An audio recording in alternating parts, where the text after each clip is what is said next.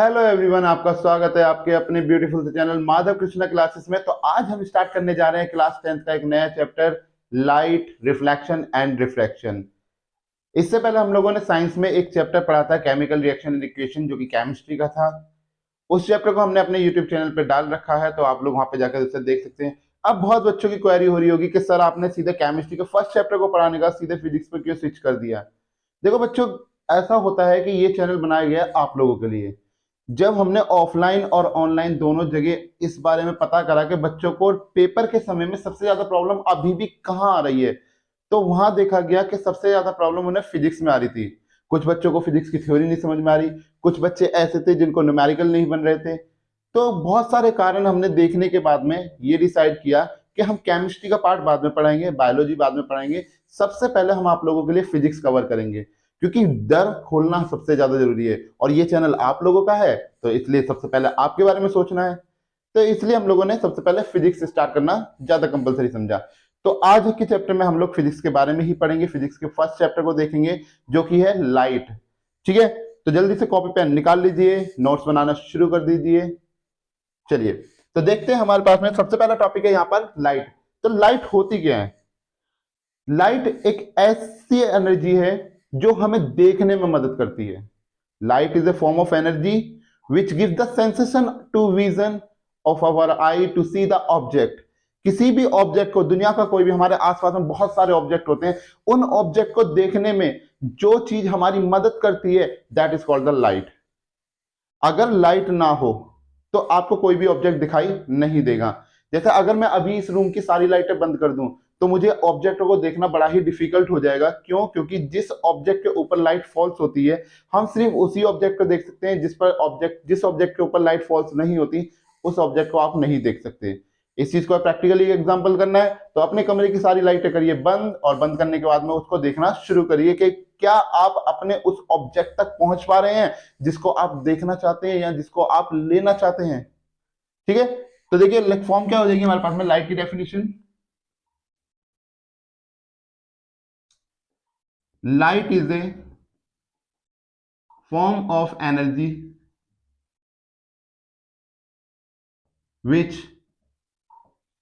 give us the sensation to vision of our eye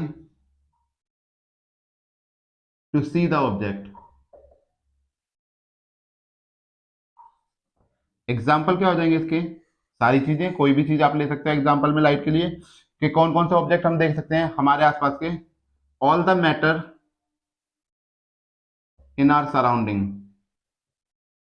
हमारे आसपास के जितने भी मैटर होते हैं, लाइक चेयर, टेबल, ठीक है, ह्यूमन, एनिमल, एक्सेट्रा, बहुत सारे, ये सब ऑब्जेक्ट ही हैं।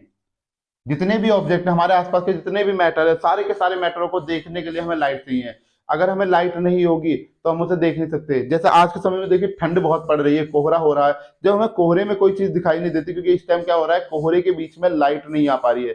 तो देखिए कोहरे के अंदर हमें पीछे की तरफ कौन खड़ा है हमें पता ही नहीं लग पाता, कोहरा इतना ज्यादा हो रहा है आज के टाइम में, बहुत ज्यादा। तो इसी बात को देख लीजिए कि जब हमें इतने पास का ऑब्जेक्ट, जबकि दिन निकल रहा है और हमें उसके बावजूद भी ऑब्जेक्ट दिखाई नहीं दे रहा, तो यहाँ तो लाइट हम बंदी करने की बात कर रहे हैं कि अगर लाइट सारी क्लोज कर दी जाए तो आप ऑब्जेक्ट को नहीं देख पाएंगे। ठीक है, तो आगे देखिए हमारे पास में अब लाइट की कुछ कैरेक्टरिस्टिक्स होती हैं। Characteristic of lights,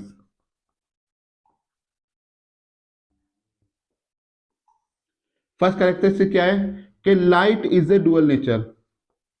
light is A dual nature.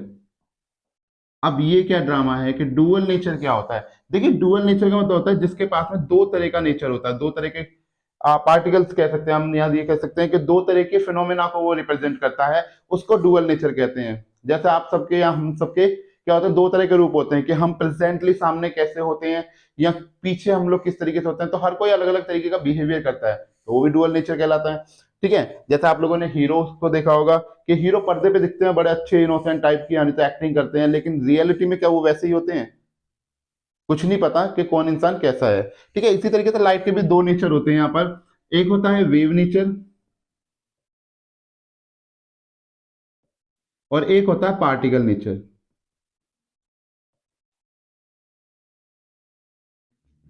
ठीक है, दूसरी हम बात कर लेते हैं यहां पर कि light is a electromagnetic wave. Light क्या होती है हमारी? एक इलेक्ट्रोमैग्नेटिक वेव है which do not require medium to travel. जिसको क्या होती है, लाइट हमारी एक इलेक्ट्रोमैग्नेटिक वेव है जिसको मीडियम की जरूरत नहीं होती ट्रेवल करने के लिए। ऐसा नहीं है कि कोई मीडियम होगा उसके बीच में तभी जाकर वो ट्रेवल कर पाएगी। अगर ऐसा होता तो कभी भी सन से लाइट हमारे अर्थ पर या किसी और प्लेनेट पर पहुंच ही नहीं पाती। क्यों? क्योंकि जो लाइट है हमारे पास में, हमारे सन के और लाइट के बीच में, सन के और अर्थ के बीच में कोई भी, हम लोग जानते हैं कि उनके बीच में कहीं पर भी मीडियम नहीं है, सारा का सारा वैक्यूम भरा हुआ है। वैक्यूम क्या होता है? जहां पर कोई भी हवा पार्टिकल नहीं होते या कोई मैटर नहीं होता। तो बीच में क्या भरा हुआ है? वैक्यूम भरा हुआ है। और वैक्यूम होने के बावजूद भी लाइट क्या करती है? सन से होती हुई हमारी अर्थ तक आती है। कितने समय में? 8 मिनट 20 सेकंड के अंदर। ठीक है, इस बात को याद रखना। तीसरा हमारे पास में क्या है? Light always travel in straight path. Light हमारी कैसे ट्रेवल करती है? हमेशा स्ट्रेट पाथ में ट्रेवल करती है। अब देखिए, लाइट के हमने दो नेचर अभी यहां पे बताया आपको, wave nature, particle nature. Actually में तो लाइट कैसे ट्रेवल करती है? ऐसे। ये मैंने आपको बहुत बड़ी वेव बना के दिखा दी है। लाइट ट्रेवल तो इस तरीके से कर दी है, लेकिन एक्चुअली क्या होता है, बहुत क्लोजेस्ट होती है, बहुत छोटी छोटी रेंज होती है। बिल्कुल ऐसे अब आपको दिखाई भी दे जाए तो बहुत ही बड़ी बात हो जाएगी। कुछ इस तरीके से ऐसे ट्रेवल कर रही होती है तो वो दिखती नहीं है, वो ऐसा लगता है बिल्कुल सीधी जा रही है। ठीक है, जैसा आप लोगों ने क्रोमोसोम्स का स्ट्रक्चर देखा होगा। क्रोमोसोम क्या होता है? थ्रेड लाइक स्ट्रक्चर होता है। तो क्रोमोसोम्स के अंदर आप अगर खींचते हो, पास से जब देखते हो तो धागा ही तो दिखता है, लेकिन जब दूर से देखते हो तो कुछ इस तरीके की इसकी शेप बन के आ जाती है आपके सामने, लाइक दिस वन। इस तरीके की एक शेप बन जाती है। तो किसी भी चीज को जब हम दूर से देखते हैं ना, तो वो बिल्कुल हमें स्ट्रेट दिखाई देती है। इसलिए लाइट हमेशा कैसी आती है? स्ट्रेट पाथ में फॉलो करती है। चलिए आगे देखिए, चौथा नेचर हमारे पास में क्या हो जाएगा? द लाइट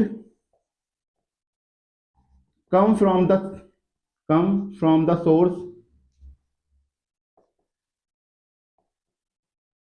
सोर्स में आपका सन हो सकता है।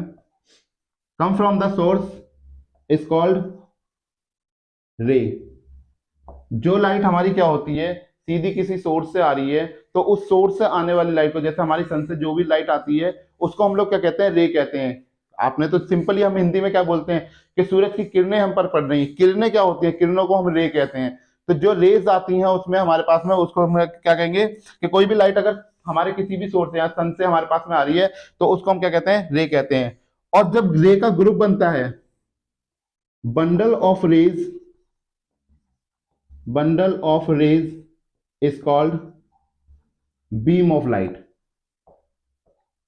और जब बहुत सारी रे मिलकर आती हैं तो उसको हम लोग कहते हैं बीम ऑफ लाइट। जो आपकी टॉर्च में, आपकी जो है स्कूटर की लाइट या किसी भी व्हीकल के अंदर आप देख सकते हो, तो पूरी बीम जाती है। ऐसा नहीं है एक सिंगल रे जा रही है। एक सिंगल रे जाएगी तो आप लोगों को दिखाई नहीं देगा ऑब्जेक्ट ढंग से। ठीक है ना? तो वहां पर क्या होता है? बीम ऑफ लाइट जाती है। पूरा बीम आप लोगों ने देखा, बड़ी तेज रोशनी आपको दिखाई देती है कि हाँ भाई देखो, सारे में फैला हुआ चीजें दिखाई दे रही हैं। तो वहां पे बीम ऑफ लाइट जाती है। तो बीम ऑफ लाइट जाने की वजह से ही हमें ऑब्जेक्ट दिखाई देना शुरू हो जाता है। सिंगल रे जाएगी तो हमें ऑब्जेक्ट दिखाई नहीं देगा। तो याद रखना, बंडल ऑफ रेज को हम लोग क्या कहते हैं? बीम ऑफ लाइट कहते हैं। आप इसको नोट डाउन कर लीजिए, देन आफ्टर आगे बढ़ते हैं।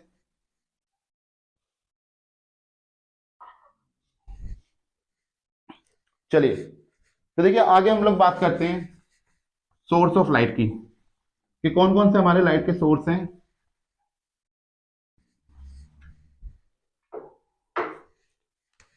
तो सोर्स ऑफ लाइट, अब सोर्स ऑफ लाइट क्या होती है इसकी बात कर लेते हैं। तो देखिए, एनी ऑब्जेक्ट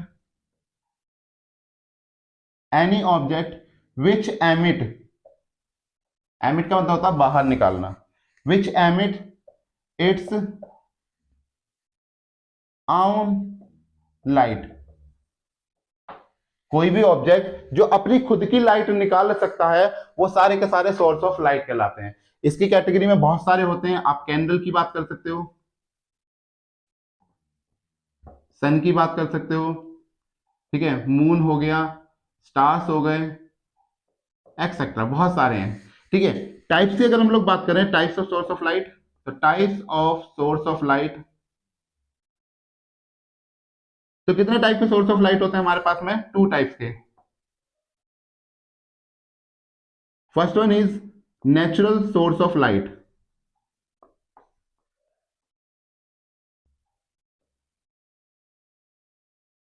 अब देखिए, नेचुरल सोर्स ऑफ लाइट का मतलब क्या है? नेचुरल क्या होता है? प्रकृति, यानी कि जो प्रकृति ने हमें सोर्स दिए हैं लाइट के, वो सारे के सारे सोर्स हमारे क्या होते हैं? Natural source of light. या ये कह सकते हैं कि जो सोर्स अपने आप को ग्लो करा सकते हैं, यानी कि अपनी खुद की लाइट को प्रोड्यूस कर सकते हैं, वो सारे सोर्स हमारे क्या कहलाते हैं?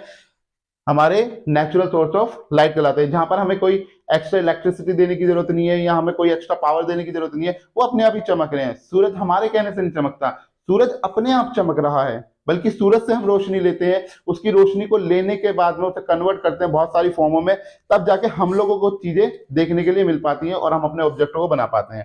ठीक है, तो नेचुरल सोर्स ऑफ लाइट क्या हो जाएंगे? दो सब्सटेंस या दो object which emit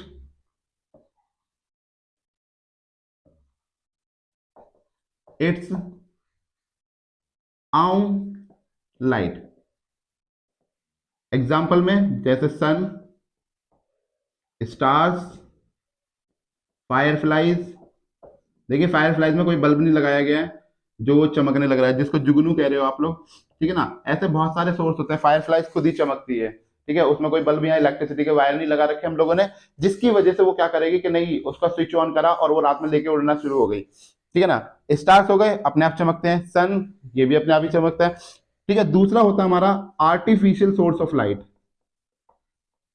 artificial source of light. अब आर्टिफिशियल का मतलब क्या होता है? आर्टिफिशियल का मतलब होता है कि जो किसी के द्वारा बनाई गई हो, या जो किसी दूसरे से अपनी लाइट या कोई भी फॉर्म को लेने के बाद में अपना काम करता है, अपने आप को चमकाता है या कुछ भी करता है, वो सारी की सारी आर्टिफिशियल थिंग्स होती हैं। जैसे हम लोग ज्वेलरी की अगर हम लोग बात करें सिंपल वर्ड में, तो ज्वेलरी सोने की भी आती है, और एक हम लेके जाते हैं आर्टिफिशियल ज्वेलरी। आर्टिफिशियल में क्या होती है? दिखेगी उसके जैसी, लेकिन एक्चुअली में होगी नकली।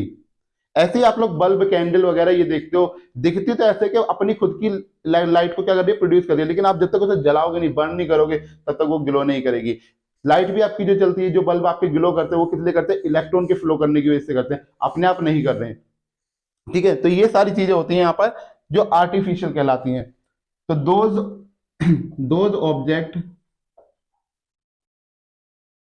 विच emits or produce light by taking other object, किसी और से लेकर जो लोग करेंगे। अब इसमें कौन कौन से आ जाती है हमारी एग्जांपल? जैसे कैंडल, आपकी बल्ब, मून भी इसी कैटेगरी में है। मून को क्यों इस कैटेगरी में डाला गया? क्योंकि देखिए, मून के पास अपनी खुद की लाइट नहीं है। मून अब क्या करता है? सन से लाइट लेता है, देन आफ्टर वो ग्लो करता है। इसलिए मून जो है ना, दिन में और रात दोनों टाइम पे ग्लो करता है, लेकिन दिन के समय हमें दिखाई नहीं देता, क्योंकि जो लाइट उसके ऊपर फॉल्स हो रही होती है वो कंपैरिजन में सन के बहुत ज्यादा कम होती है, जिसकी वजह से कभी कभार दिन में बिल्कुल सुबह सुबह के समय पे हमें मून दिखाई दे जाता है। अदरवाइज हमें दोपहर होते होते मून बिल्कुल भी दिखाई नहीं देता। अब इसका मतलब ये नहीं है कि मून वहां से गायब हो गया, वो अपनी जगह पे वैसा ही है। बस प्रॉब्लम क्या हो जाती है कि जो उस पर लाइट फॉल्स हो रही थी, वो लाइट फॉल्स बहुत ही कम होती है एज कंपेयर टू द सन। ठीक है, तो ये है हमारे सोर्स ऑफ लाइट, दो तरह के सोर्स ऑफ लाइट। अब इसमें हम लोग बात करते हैं, देखिए, आर्टिफिशियल सोर्स ऑफ लाइट की बात कर लें या नेचुरल सोर्स ऑफ लाइट की बात कर लें, तो इसमें भी दो तरह की कैटेगरी होती है, ल्यूमिनस और नॉन ल्यूमिनस। तो पहले आप इसे नोट डाउन कर लीजिए, फिर हम इसकी बात करते हैं।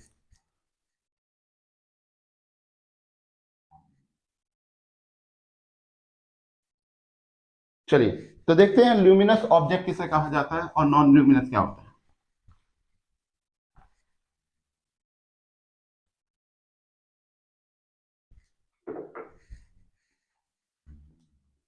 Luminous object.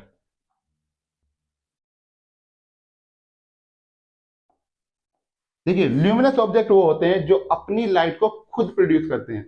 जैसे कैंडल में देखा है आपने, अपने आप प्रोड्यूस हो रही है, अपने आप मतलब ऑब्वियसली हम लोग जला रहे हैं उसके बाद ही प्रोड्यूस हो रही है। तो उसको जैसे ही बंद करेंगे तो कैंडल में जो ऊपर वाला फ्लेम जल रहा है दैट इज द ल्यूमिनस। और जो उसके नीचे कैंडल लगी हुई है, जो उसके नीचे आपका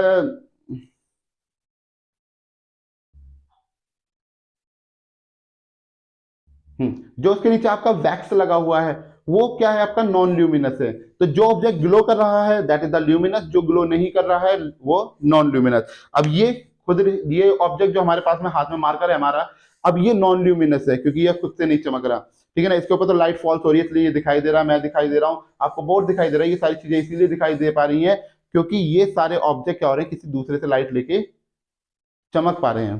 ठीक है, तो ल्यूमिनस ऑब्जेक्ट कौन से हो गए, those object,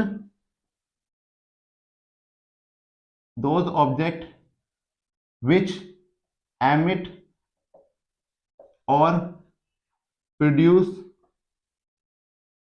light its own, जो खुद लाइट प्रोड्यूस कर सकते हैं। इस कैटेगरी में आपके सारे के ऑब्जेक्ट सन, मून, ठीक है, सन हो गया, मून को इस कैटेगरी में नहीं डालेंगे, सन हो गया आपका, कैंडल्स हो गए, बल्ब हो गया, ठीक है ना। तो ये सारे ऑब्जेक्ट हमारे क्या होते हैं, ल्यूमिनस ऑब्जेक्ट होते हैं। नॉन ल्यूमिनस ऑब्जेक्ट कौन से हो जाते हैं, जिनके पास खुद की लाइट नहीं होती, जो किसी दूसरे से लाइट लेके तब चमकने का कोशिश करते हैं, तो वो सारे नॉन ल्यूमिनस, ऑल ऑब्जेक्ट कह लो इसमें, तो ऑल ऑब्जेक्ट्स, दुनिया के सारे ऑब्जेक्ट्स इसमें आ जाते हैं। चाहे वो कोई भी ले लो, चेयर ले लिया आपने, ठीक है, ह्यूमन बीइंग ले लिया, एनिमल्स ले लिए, एक्सेट्रा, ये सब लोग क्या कहोगे, ये जब चमकेंगे ये सब नॉन ल्यूमिनस ऑब्जेक्ट हैं। इनको चमकने के लिए क्या चाहिए, किसी और से अपनी लाइट लेंगे, लाइट लेने के बाद में ग्लो करेंगे, आपको दिखाई देंगे। अगर नॉन ल्यूमिनस ऑब्जेक्ट क्या करेगा, ल्यूमिनस ऑब्जेक्ट से लाइट नहीं लेगा तो वो कभी भी आपको दिखाई नहीं देगा। ठीक है, तो इसको नोट डाउन कर लीजिए। अब आगे हम लोग बात करेंगे रिफ्लेक्शन के बारे में, तो जल्दी से इसको उतार लीजिए, उसके बाद में रिफ्लेक्शन स्टार्ट करते हैं।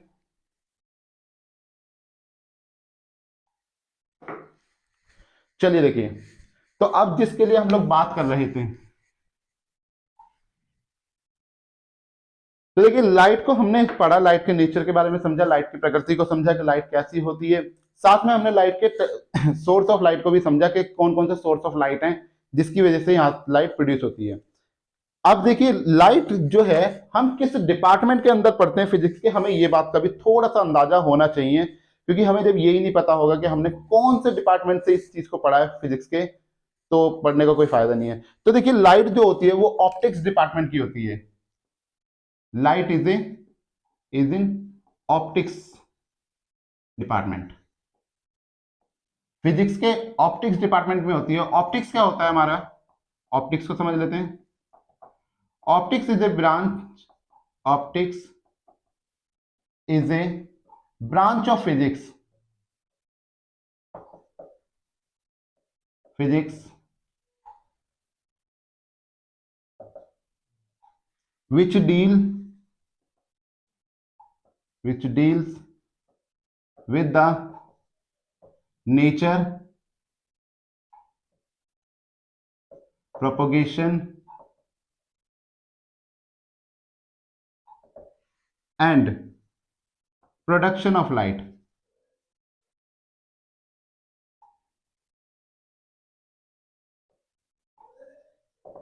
तो ऑप्टिक्स क्या होती है हमारी, optics is a branch of physics which deal with the nature, propagation and production of light, कैसे लाइट प्रोड्यूस हो रही है, किस तरीके से वो प्रोपोगेट कर रही है, उसका नेचर कैसा है, इन सब को डील करते हैं हम लोग ऑप्टिक्स के अंदर। ऑप्टिक्स की दो ब्रांचें बनाई गई, ऑप्टिक्स की दो ब्रांचें होती हैं। First one is ray optics और second one is the wave optics. मैंने अभी आपको लाइट के दो नेचर बताए थे, तो उसी के बेस पर इनकी दो ब्रांचें भी बनाई गई, एक रे ऑप्टिक्स, एक वेव ऑप्टिक्स। रे ऑप्टिक्स के अंदर ही हम यहाँ पे मिरर के बारे में पढ़ेंगे, जो हमारा चैप्टर है, मिरर, लेंस, ठीक है, रिफ्लेक्शन, रिफ्रैक्शन, सब लोग यहाँ पे हम पढ़ेंगे। और ये यहाँ पे ये 10th का, और ये चीज पढ़ेंगे हम 12th क्लास में जाने के बाद में कि वेव ऑप्टिक्स किसे कहते हैं। इसमें हम लोग डिफ्रैक्शन के बारे में पढ़ेंगे, पोलराइजेशन पढ़ेंगे, ठीक है ना। तो यहां पर जाकर हम इन चीजों को स्टडी करेंगे। तो ये तो 12th का पोर्शन है, तो इसको हम कर देते हैं रिमूव। हमारा काम है अभी रे ऑप्टिक्स से, तो यानी कि जो हम यहाँ पे लाइट रिफ्लेक्शन एंड रिफ्रैक्शन के बारे में पढ़ रहे हैं वो कौन से डिपार्टमेंट के अंदर पढ़ रहे हैं, ऑप्टिक्स के, रे ऑप्टिक्स के डिपार्टमेंट से हम लोग पढ़ रहे हैं। तो नोट डाउन कर लीजिए और करते हैं स्टार्ट। चलिए देख, ओके लिख लिया। चलिए तो अब बात कर लेते हैं हम लोग रिफ्लेक्शन किसे कहा जाता है।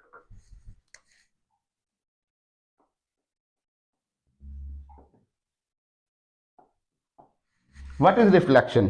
तो रिफ्लेक्शन क्या होता है? Reflection is the phenomena by which the light is come from the one medium and striking after the polished and smooth surface it back into the same medium is known as the reflection. कि कोई ray of light I, like हमने क्या करा, कोई object ले लिया, मान लीजिए मेरे पास में ये एक रजिस्टर है और ये रे ऑफ लाइट यहां से आ रही है। तो कोई रे ऑफ लाइट आएगी, यहां पर टकराएगी और टकराने के बाद में यहां से निकल जाएगी। रे ऑफ लाइट आई, टकराई और टकराने के बाद यहां से निकल गई। तो जो टकराकर लाइट का निकलना होता है सेम मीडियम में, जिस मीडियम से आई उसी मीडियम में टकराकर निकल गई, that is called the reflection. उसने अपने मीडियम को चेंज नहीं करा, जिस मीडियम से आई थी, जैसा एयर मीडियम से हम ये जो मार्कर है हम थोड़ी देर से रे मान लेते हैं कि ये रे आई, ये इस प्लेन सरफेस पे टकराई और टकराने के बाद में रिफ्लेक्ट करके आगे की तरफ चली गई। तो इसी चीज को हम लोग क्या कहते हैं, रिफ्लेक्शन कहते हैं। तो क्या हो जाएगा, reflection is the phenomenon in which light is striking on a smooth and polished surface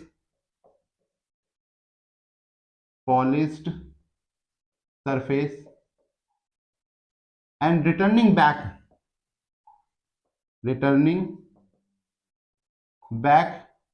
in the same medium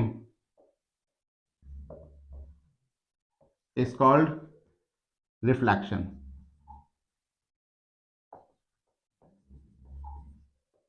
इसी को हम लोग क्या कहते हैं, रिफ्लेक्शन कहते हैं। अब देखिए रिफ्लेक्शन के लिए हमारे पास में बहुत तरह की चीजें होती हैं। प्लेन मिरर होता है, मिरर के मतलब सारे कौन सा, प्लेन मिरर हो गया, कॉनकेव मिरर हो गया, कॉन्वेक्स मिरर हो गया, बहुत सारी स्मूथ हमारे पास में सरफेस होती हैं जो हमारी क्या करती हैं, रिफ्लेक्शन को शो करती हैं। और दुनिया के सारे ऑब्जेक्ट, जितने भी ऑब्जेक्ट आप देखते हो एक्चुअली में वो सब के सब दिखाई ही इसलिए दे रहे हैं क्योंकि उनके ऊपर लाइट रिफ्लेक्ट हो रही है। वरना आप किसी ऑब्जेक्ट को हाथ में भी रख लोगे और पूरे कमरे में अंधेरा कर दोगे तो वो भी आपको दिखाई नहीं देगा। क्यों? क्योंकि उसके ऊपर लाइट फॉल्स नहीं हो रही है। ठीक है, तो देखिए हमारे पास में क्या होगा कि कोई रे ऑफ लाइट आई, जो रे ऑफ लाइट आती है, आने वाली रे ऑफ लाइट जो क्या कर रही है, इसको पहले थोड़ा पॉलिश कर लेते हैं। जो रे ऑफ लाइट आ रही है जो किसी भी सरफेस पर स्ट्राइक कर रही है, ऐसी आने वाली लाइट को हम लोग बोलते हैं इंसिडेंट रे। ऐसे आने वाली लाइट को हम लोग क्या कहते हैं, इंसिडेंट रे। और जो टकरा के यहां से जा रही है, जाने वाली रे को हम लोग कहते हैं रिफ्लेक्टेड रे। यानी कि जो लाइट आई हमारी वो इंसिडेंट रे और जो टकरा के चली गई that is called the reflected ray. ठीक है, अब हमारे पास में क्या होता है, अगर हम सरफेस की बात करें तो सरफेसेस भी दो तरह की होती है हमारे पास में। एक होती है रेगुलर सरफेस, यहां पे इसको स्मूथ सरफेस भी कह सकते हो, और एक होती है इरेगुलर सरफेस। अब रेगुलर सरफेस क्या होती है हमारे पास में, रेगुलर सरफेस का मतलब हो गया कि अगर कोई रे ऑफ लाइट आई, जैसे मान के चलिए ये रजिस्टर ले लेते हैं वापस। अब ये सरफेस देखिए बिल्कुल प्लेन सरफेस है, ये यहाँ पे कोई भी टेढ़ा मेढ़ा नहीं है, चारों तरफ से क्या है, एक समान है। तो कोई रे ऑफ लाइट आएगी, जिस एंगल से वो आएगी उसी एंगल से निकल जाएगी। फिर से कोई रे ऑफ लाइट आएगी, जिस एंगल से आएगी उसी से निकल जाएगी। फिर कोई रे ऑफ लाइट आएगी, जिस एंगल से आएगी उसी से निकल जाएगी। तो ऐसी सरफेस जिस पर क्या हो रहा है कि रे ऑफ लाइट गिर रही है और जिस एंगल से वो गिरती है उसी एंगल से निकल जाती है, तो ऐसी सरफेस हमारी बन जाती है रेगुलर सरफेस। और जिस पर हमारी लाइट फॉल्स होने के बाद में, यानी कि गिरने के बाद में इधर उधर कहीं भी भाग जाती है, तो ऐसी सरफेस को हम लोग कहते हैं इरेगुलर सरफेस। ठीक है, तो रेगुलर सरफेस में देखिए, जैसे ये हमारे पास में ये एक रेगुलर सरफेस है। अब यहां से देखिए मैंने एक और लाइट डाली, ये गई और टकराने के बाद में ये बिल्कुल इसके पैरेलल। नेक्स्ट ये कोई रे ऑफ लाइट आई, यहां टकराई, टकराने के बाद इसके पैरेलल। देखिए जिस एंगल से आ रही है उसी एंगल में क्या हो रही है, ये वापस निकलती भी जा रही है। ऐसी लाइट को हम लोग क्या कहते हैं, या ऐसी सरफेस को हम कहते हैं रेगुलर सरफेस।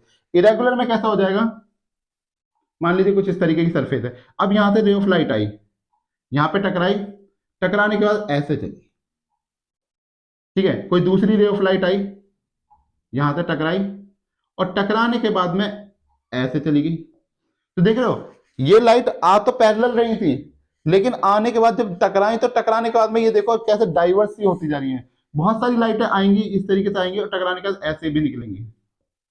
तो जिसमें हमारे पास में लाइट या रे हमारी जिस एंगल से आ रही है उसी एंगल पे नहीं निकल पाती, तो उसको हम लोग बोल देते हैं इरेगुलर सरफेस। ऐसी सरफेस हमारे लिए क्या होती है, इरेगुलर होंगी। और जिस सरफेस पर हमारा क्या होगा, लाइट स्ट्राइक करने का जिस एंगल से आई है उसी एंगल से निकल जाए, तो उसको हम बोल देंगे रेगुलर सरफेस।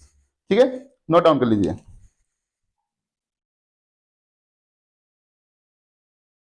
चलिए देखिए आगे बात कर लेते हैं। अब इसके देखिए दो लो हैं हमारे पास में।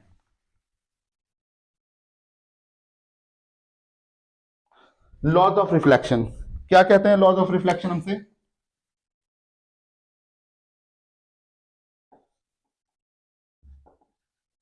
Laws of reflection. तो देखिए पहले डायग्राम देख लेते हैं इसका, उसके बाद में लॉज ऑफ रिफ्लेक्शन की बात करेंगे। हमने सबसे पहले बनाई एक स्मूथ सरफेस,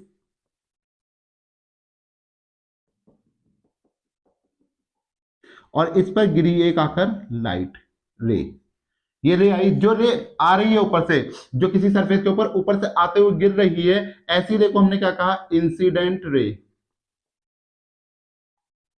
ऐसी रे हमारी क्या कहलाएगी, इंसिडेंट रे।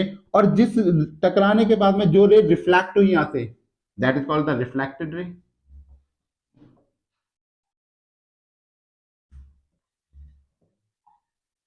और इसके ऊपर हम गिरेंगे एक नॉर्मल, ओहो छी छी,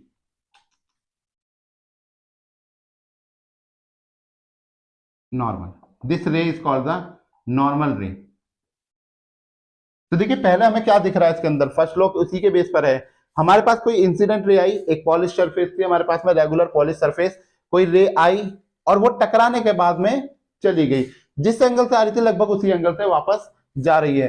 तो हमारे पास में फर्स्ट लॉ इसी हिसाब से काम करता है। फर्स्ट लॉ क्या कहता है हमसे,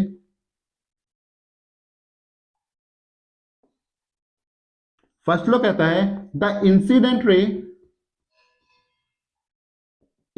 रे, रिफ्लेक्टेड रे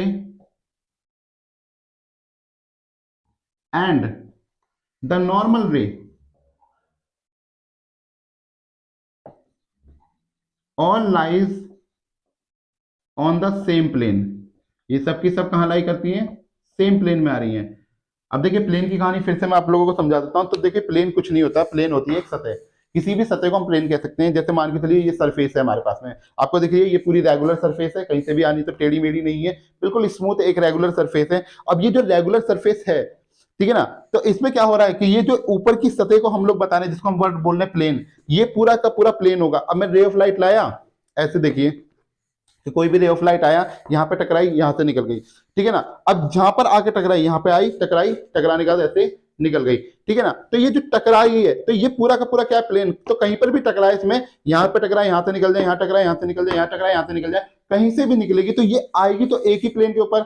अब रे ऑफ लाइट क्या होती है, जहां पे टकराएगी, जिस पॉइंट पर आकर वो टकराएगी उसी पॉइंट से बाहर निकलेगी। ऐसा तो है नहीं कि रे ऑफ लाइट आकर टकराई, टकराने का वो कह रही ना ना ना ना, मुझे यहां से नहीं जाना, मैं तो थोड़े बगल से निकलूंगी। तो कभी बगल से तो निकलेगी नहीं, तो वो कहां से निकलेगी, जिस पॉइंट पर आकर टकराएगी उसी से वो निकल के भी जाएगी। तो ऐसी सरफेस को हम लोग कहते हैं प्लेन सरफेस, ठीक है ना। तो सेम प्लेन या प्लेन सरफेस। दूसरा लोग क्या कहता है हमसे, सेकंड लॉ कहता है कि द एंगल ऑफ इंसिडेंट, ये एंगल नॉर्मल और इंसिडेंट रे के बीच में बनने वाला एंगल कौन सा होता है हमारा, आई एंगल, एंगल ऑफ इंसिडेंट, इसको आप कहते हो एंगल ऑफ इंसिडेंट। और रिफ्लेक्टेड रे के बीच में और नॉर्मल के बीच में बनने वाले एंगल को बोलते हैं हम एंगल ऑफ रिफ्लेक्शन।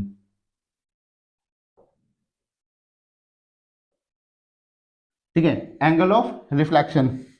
तो क्या हो जाएगा हमारे पास में एंगल ऑफ रिफ्लेक्शन, या इसकी हम सेकंड लॉ की बात कर लें तो द इंसिडेंट एंगल, क्या, तो देखिए सेकंड लॉ हमारा क्या हो जाएगा, the angle of incidence, the angle of incidence is equal to the angle of reflection. Angle of incidence हमारा किसके बराबर हो जाएगा, एंगल आई बराबर एंगल आर के। तो this is the second law of reflection. तो यही हमारा रिफ्लेक्शन का सेकंड लॉ है। ठीक है, तो दोनों लॉ हम लोगों ने यहाँ पे बात कर लिया। इसके आगे हम लोग इसके बारे में पढ़ेंगे अपने मिरर के बारे में।